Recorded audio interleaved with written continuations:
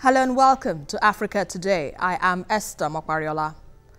In a continent where a democratic process is now a routine, elections have become a regular political ritual in the last 2 decades where polls are often free but largely unfair, peaceful but rarely credible. These are interesting times in Nigeria ahead of the elections in 2019 where key moments have grown into strong movements, inspiring the need for political realignments and the birth of a fresh coalition. And so we ask, what are your thoughts on political developments in Nigeria ahead of the elections in 2019? You can join the conversation and share your thoughts with us on Twitter at TVC News NG. We take a report now, and Africa Today will be right back. Welcome on board. Former President Olusegun Obasanjo was absent at the launch of his new pet project, but his associates were there to fully represent him, cutting across all spheres of society. The Coalition for Nigeria movement is aimed at redirecting the course of Nigeria. Former governors Olagunsoye Oyinlola of Osun State and Donald Duke of Cross River State are not ruling out the possibility that this movement may eventually metamorphose into a political party. I joined the political party to serve my country. And my service in NIMSI, National Identity Management Commission, is to my country and my countrymen. If my being chairman will rock up the desire to see this movement to the greatest height, then the chairmanship will yield. Get the critical mass, then it's worthy of being a political party. If we don't get the critical mass, then why go to the next stage? It's all about putting the horse before the cart. Let's get it right. A political party requires numbers. We need to recruit people of like minds. A word was used here over and over again, ideology. What do we believe in? We don't have political parties in Nigeria. We have platforms. And so people crisscross from one platform to the other because all they are doing is seeking office, not implementing a thought. So we hope we will make the difference. Hundreds of youths, all clad in the movement's caps and shirts, besieged the venue. They say the movement will save the country from bad leadership. For an outspoken person, a well-recognized Nigerian that wake up from our slum. And having been waking up from our slum, we realize that we should come together as a one to rescue Nigeria. Not just to rescue Nigeria, but to rescue our future from the leader in which we find ourselves. To create a system, a plan, where we all are part of the process. So the difference is that there's no agenda, there's no set tone. The set tone will be determined by us. We all have a common objective, a better Nigeria. A common objective to move Nigeria forward. A common objective to prevent anything that will make the nation fall. Obasanjo had in his statement discredited both the ruling All Progressive Congress and the leading opposition People's Democratic Party. Since former President Olusegun Obasanjo wrote an open letter to President Muhammadu Buhari on the state of the nation, it has remained a trending issue in the country. Recently, former military President General Ibrahim Babangida added his voice to the concerns, calling for a new breed of leaders, noting that the days of analog politics is over. Joining me in the studio on Africa Today, I have Daniel Akinlami, convener, 150 million Nigerians for Change and a presidential aspirant in the 2019 elections. Good to have you here thank you, on the program. Now, let's look at the political developments in Nigeria, especially as the former President Olusegun Obasanjo and other gladiators in politics launched a political movement. What are your thoughts on all of this arrangement? Well, I think quite a number of people are not surprised that things are fast happening at this period. And if you look at the election calendar, we're about 1 year now to the presidential election. But I think what we need to really look at critically is the caliber of people that are suddenly rising to turn themselves to the solution providers. And if you look at the problem Nigeria has been facing since 1999 that we started this democracy, the bulk of this problem have been perpetrated by PDP and APC members. And as of today now, it's quite difficult to differentiate between PDP and APC. You've seen the mass movement from one end of the party to another. So, but for this set of people to come out trying to create another alternative whereby they are recycling themselves as the new face of solution is really amusing. So, but I think where we are right now has been predicted a few months back. Even last year when Atiku Abubakar jumped from APC to PDP, we could see that the same political elite, the cabals and the godfathers have started getting ready for 2019 as usual. And if you look at these people, many of them are in their 70s, 80s. Even the convener of the Coalition for Nigeria movement and the people that you can see at the forefront of this launching. So they've been in PDP, in APC, and they've been going around all these parties in the past 16 years. So the truth is this. These same people who participated in the process that has brought Nigeria to where it is today do not even have the moral capacity to come forward to offer themselves as a solution. But in the coalition, we have, well, not new entrants generally. We have those who seem to have a better chance or have better prospects. We have the likes of Donald Duke, for instance, and to some people, he represents the youth. And as well, the coalition says it's not only open to, you know, the usual old hands that the country has known for, but it's more of a grassroots politics here. So we're talking about all Nigerians can be a part of the movement. So it's neither here nor there, wouldn't you agree? You know what, Esther? It's very convenient for these guys to say and sell the narrative that this belongs to all Nigerians. We are only doing this for the youth. We're just launching it for them so that they can take the front seat. Don't forget, he who pays the piper dictates the tune. These guys are politicians. They are very good at their game. Don't underrate what is building up right now. It just didn't start this January. There have been some underground moves late last year. Many of them have been planning towards this. They've been meeting, strategizing. So, but the issue here is that these same people cannot suddenly transform themselves to become the third force, to become the solution for 2019. It's as much as we're just going around the circle. So what is the solution for 2019? Well, I believe we are getting to that point where Nigerians have to rise and seek for the true alternative. And what is the true alternative? Now, the true alternative is going to manifest in different areas in this 2019 election. I can tell you that we're going to have more than third force. We're going to have fourth force. We're going to have fifth force. We're going to have sixth force. Lots of forces. So Nigerians will have enough opportunity. If you want to pick APC, or you want to pick PDP, or you want to pick the mixture of APC and PDP, the Coalition for Nigeria movement or whatever, if you want to pick from there, you have your choice. But if you want to pick young, vibrant people, if you want to pick those who have not participated in the politics of the last 16 years, you have your choice.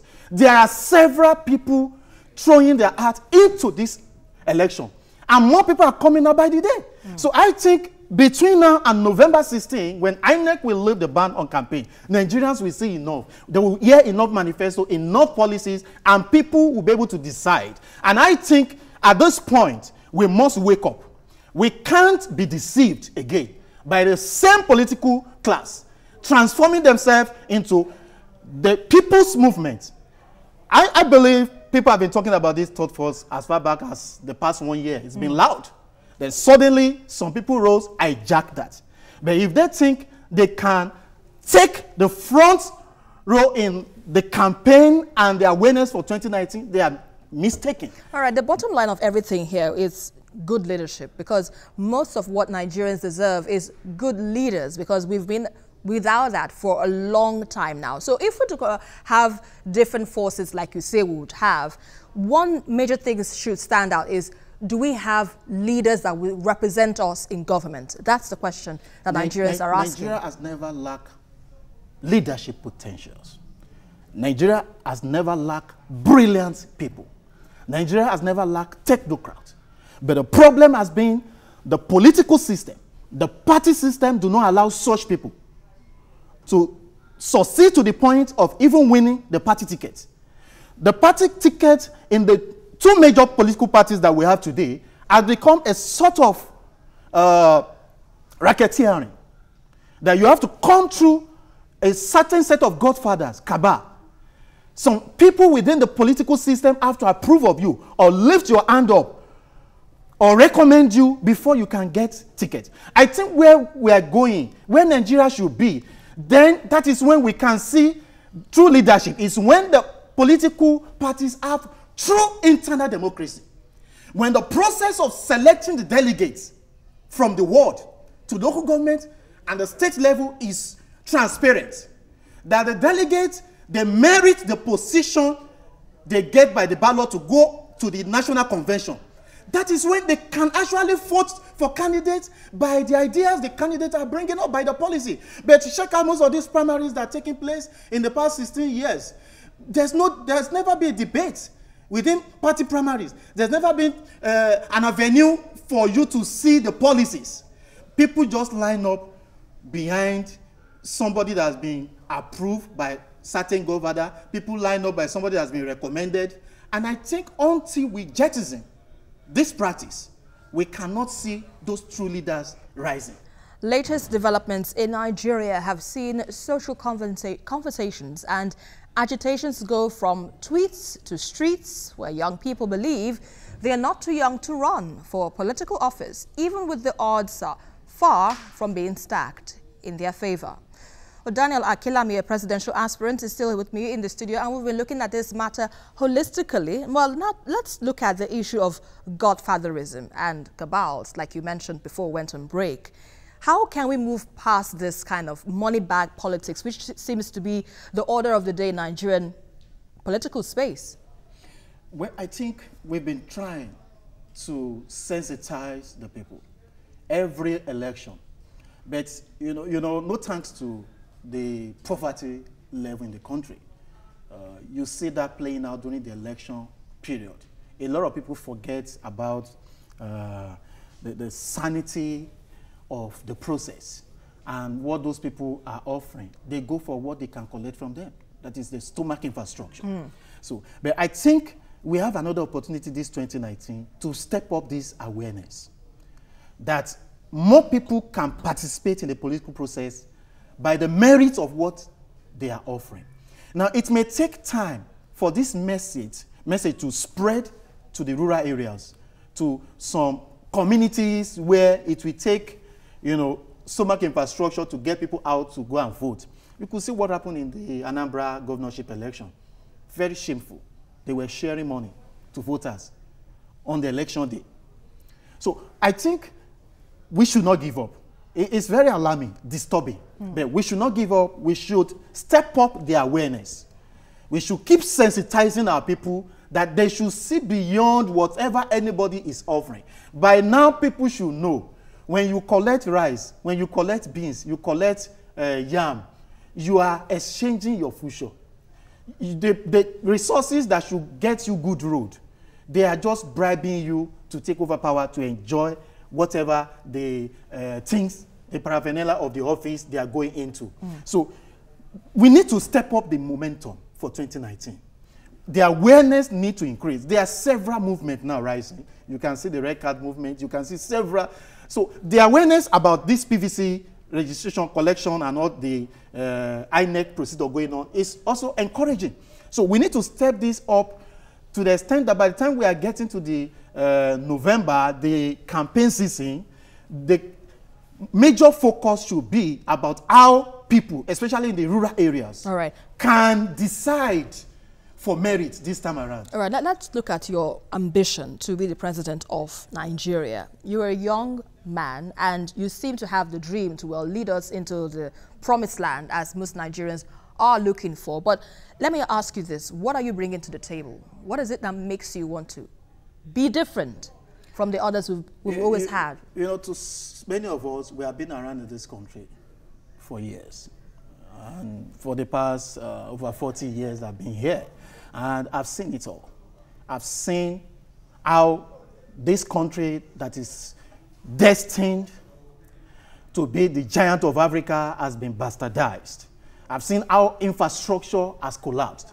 I've seen how some few set of people have shared the national treasury, looted resources that would have provided good education, good amenities, infrastructure for the populace. So we are rising. And we are saying enough is enough. I'm stepping out to provide alternative.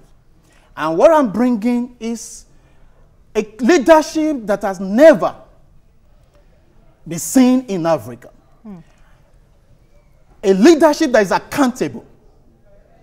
A leadership that is transparent. There is the transparency at the highest level that's never been seen in Africa. Without any godfatherism anywhere? Oh no, we don't. Our generation are not going to rise through that. You know what the scripture says? If the foundation is destroyed, what can the righteous do? We can't rise and rebuild Nigeria with blood money. We can't rise and rebuild Nigeria with the money of corruption. You cannot rebuild with the proceed from the ruin. So we believe God, He will empower us, He will strengthen us, and He will provide the resources. The people who believe in rebuilding Nigeria will rise. So how do you intend to penetrate areas like the north, for instance, that has a lot of, will I say the numbers rather, for the next president, if at all it happens to be from you? How do you intend to penetrate the north? Because the north is said to have the numbers and also some rural areas. How do you intend to penetrate those areas? Our work is cut out. Our strategies are cut out. We have to reach every part of Nigeria with our message. So when the time comes, we will get to everywhere we need to get to. With the right tool, with the right vehicle, and with the right way of delivering our message to the people. But I think at this point, what is important and what stands between our generation and the presidency is financial resources. It's not about idea or policy or manifesto we're going to implement. It's the financial resources. And that is the area the political elite has succeeded in making sure that only few people are empowered to the extent of making the difference or checkmating. So financial resources in this case of all Nigerians, now, you mean? In the case of our campaign, okay, we are rallying our associates, our friends, and as many who believed in the new Nigeria. So, and we believe God is going to empower us.